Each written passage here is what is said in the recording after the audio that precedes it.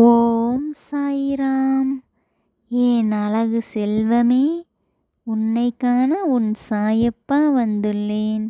சற்று நான் கூறுவதை பொறுமையுடன் கேட்டுவிட்டு செல். என் குழந்தையே, எதற்காக கவலை கொள்கிறாய்? உன்னை ஒருபோதும் வாழ்வில் நான் தோற்க விடமாட்டேன்.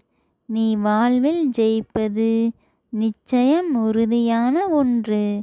ஆதலால் இனி நீ எதற்காகவும் கவலை கொள்ளாதே.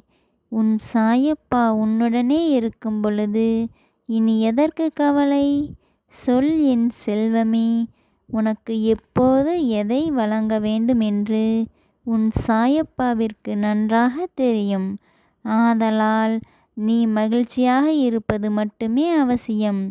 நீ மகிழ்ச்சியாக இருந்தால் உன்னை சுற்றி நடக்கும் நிகழ்வுகளும் நிச்சயம் மகிழ்ச்சியாகவே இருக்கும். இது உன் சாயப்பாவின் உண்மையான சொற்கள். ஜெய் சாய்ராம்.